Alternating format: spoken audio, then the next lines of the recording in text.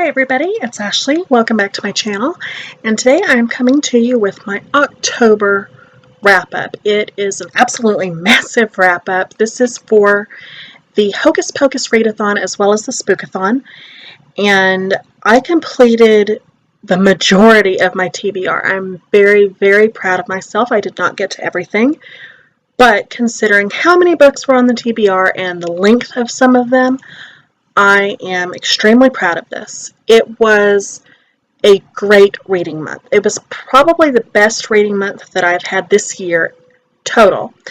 And there were just some amazing reads. I loved almost everything that I read. And I just kept reaching for one thing after another. And eventually I got to where I was looking at my stack and I'm like, did I really read all that this month? I'm so happy. I'm so happy to be out of my slump. It's awesome. And I'm going to jump right in and tell you guys what I read this month. I'm not going to go by each readathon in different groups. I'm just going to go by star rating for what I enjoyed the way that I normally do, and I will just say in there what readathon it's for and what prompt the book was read for. So the first book that I read, well, it's not the first book I read of the month, but the first book on this list is Game of Thrones by George R.R. Martin. I read this for Spookathon, and this was for the prompt, read something that you would not ordinarily read. And I just proved to myself why this was something that I would not ordinarily read. I can appreciate the writing. I do think it was well written. I thought that a lot of time and effort had clearly been put into this. And I see why a lot of people like it. That being said, I did not enjoy this book at all.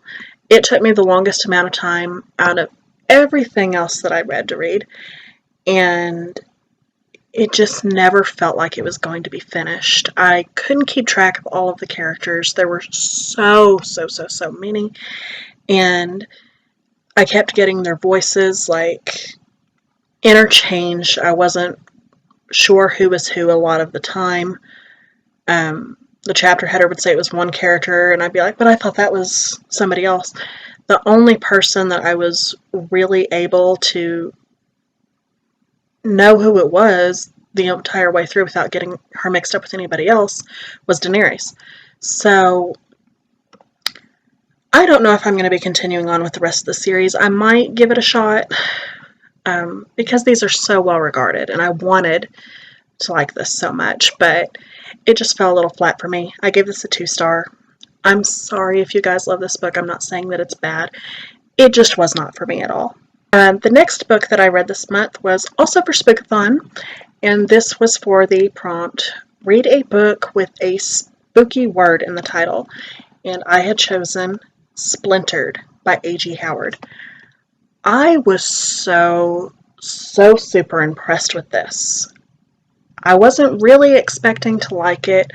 I'm not a huge fan of like all of the fairy tales and retellings in general, but I'd heard so many good things about the series and I decided to give it a shot. I was not a fan of the original Alice in Wonderland story. I'm just going to put that out there. I appreciated what it was and what it did for literature at the time, but I just wasn't a fan of the actual story itself. And this was a great twist on it. This follows the character of Alyssa, who is the great-granddaughter of Alice Liddell, who was the inspiration for Alice in Wonderland, and comes to find out that these things actually happened, and it's part of her family lineage. She has to solve a mystery, go back into Wonderland, much as her ancestor did. And I thought that was an interesting take on it. This was a 4-star rating, and I will be reading the rest of the series. The next book that I read this month was also for Spookathon, and this was for the prompt, read a book set in a spooky setting, and I chose Cujo. This book, oh man, this goes to show what I have said about Stephen King so many times before, because a lot of people that do not read his work get the false impression that all he does is ghost stories and killer clowns and straight up horror. Yes, he is a horror writer, but he can do just as well with psychological concepts and things that have absolutely nothing to do with paranormal at all. And this is a classic example of that. This story is about a dog that has rabies and is terrorizing a mother and her son, who are trapped in a car trying to keep away from this dog and just trying to stay alive. It's a classic story of survival and the way your mind breaks down in a situation like that. It was chilling, just with the vast majority of it being set in this car, trying to keep away from this dog and stay alive in the middle of summer, no less. It's a 4-star read, and it's one of my favorite Kings so far. I really, really enjoyed this one. Okay, the next book that I read this month was for the Hocus Pocus Readathon, and that was Shadow Spell by Nora Roberts. I read this for the prompt, read a book with a witchy main character. This is the second book in a trilogy about a group of ancestors who are descendants of like these all being witches from like 1400s, I think it was. I'm sorry, I read this right at the beginning of the month, so I might be off on the year a little bit, but it's ancient. And each person in the family is almost like a copycat image of somebody from back then, one of their ancestors.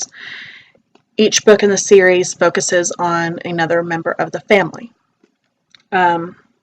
This one I did not like nearly as much as Dark Witch, the first one in the series. It had way too much emphasis on the romance angle for my liking, rather than the mystery itself, and the actual descendant in this was the male character, but seems like there was more time spent from the perspective of his female love interest, which kind of got under my skin a little bit. I wanted to know more about him. But it was still a very good read. 4 stars, and make sure that you read Dark Witch first if you're going to read this one. Okay, the next book that I read this month was also for the Hocus Pocus Readathon, and this one was for the prompt, read a book with a female protagonist, and I chose Dark Places by Gillian Flynn. I was super excited to read this. I had watched the movie a couple of years back before I realized that it was a book, and I absolutely loved it. This follows the story of a woman named Libby, whose family was slaughtered in 1985 in their farmhouse when she was 7 years old, and her oldest brother, was put away for the crime, largely based on her testimony, but things start coming back to her as an adult that she realizes that she may have been confused and scared and didn't remember things quite as they were or misinterpreted them, and she begins to think that her brother may be innocent, so she takes it upon herself to investigate and find out what really happened so that she can get him out of jail if he's innocent, and if he's guilty, she can put her mind at ease. This was a very, very good book. It's one of the few instances, though, where I actually did prefer the movie a little bit more, but it was a very, very good read. The only thing that was confusing for me with this one was the parts in present day were from Libby's point of view, and the parts that went back into the past were from her mother's point of view and her brother's point of view, and that seemed a little jarring to me because it kept jumping from third person to first person. So, but other than that, great read. Highly recommend. And I will be checking out more from her in the future. If anybody has a specific recommendation, please leave a comment down below for me so I know where to start. But I really, really did enjoy this one. Okay, and now we are on to the 5-star section of this wrap-up. Super excited for this. I had 3 5-star reads this month. The first one was a reread that I read for the Hocus Pocus Readathon, and it was for the prompt read a book with a villainous main antagonist, and I chose Lord Voldemort from Harry Potter and the Order of the Phoenix. It's a huge brick of a book. Upon rereading it, I will say that this is probably my favorite book in the series, and that's so ironic to me considering it was my least favorite growing up. And I think it's just because the subject matter was so dense that it's like I didn't quite get it when I was younger, but like now reading it from an adult's standpoint, I realized that a lot of Harry's behaviors were actually quite understandable for everything that he had gone through in the previous year. He was very traumatized, and then he's basically being abused by a teacher. So yeah, the angst is a lot more understandable looking back on it on retrospect. It was very realistic in that sense. But I love this series. I try to reread it every year if I can. My love will always, always, always sit with this series. It's my favorite series of all time. And I'm actually kind of sad to be coming up on the last 2 books before the end of the year. The next book that I read this month was for Spookathon, and it was for the prompt, read a book with red on the cover, and I chose Dr. Slate by Stephen King. It's kind of hard to tell in the sliding, but it is very red, I promise.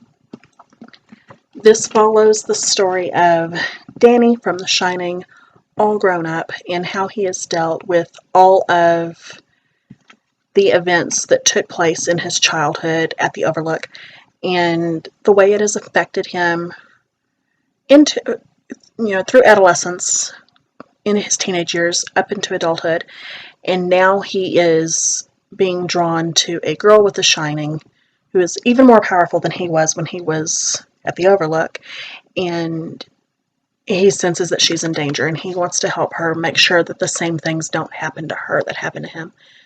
I absolutely adore this story. I knew I had to reread it this year in preparation for the movie that's coming out on the 8th, and I'm very, very excited for it. I recommend reading this and The Shining together because there's a lot of overlapping information, but it's not necessary. You don't have to. It's amazing. It's always a good read. 5 stars. And it's a pretty big one.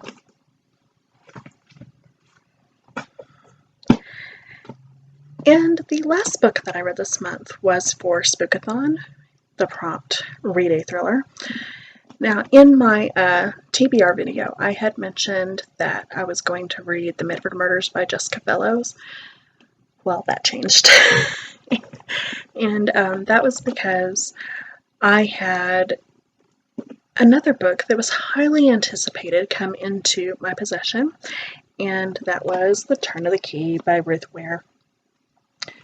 As soon as I acquired this, I did not want to wait to read it, so I decided to switch it out because it still fit the prompt. And I read this so super fast, as I do all Ruth Ware's. I really, really enjoy her mystery thrillers. This one follows a woman named Rowan who takes on a job as a nanny, as a live-in nanny, and one of the children dies, and she's in prison for it, trying to prove her innocence to a lawyer via letters. It's very interesting, the manner that it's told in, and the things that we learn along the way of the things that happened after she took on this job. It's very, very gripping. It's very creepy, atmospheric. It really gets in your head and plays with your mind, but there's very little gore in it, which I really enjoyed. It's great. You've got to pick this up. I have a full review for it that I will link down below in the description for you guys. 5 stars. Favorite book of the month. Yet again, Ruth Ware kills it for me. Alright, so that is all that I have for you guys today. If you liked this video, please make sure to comment, like, and subscribe, and I will see you guys next time. Bye!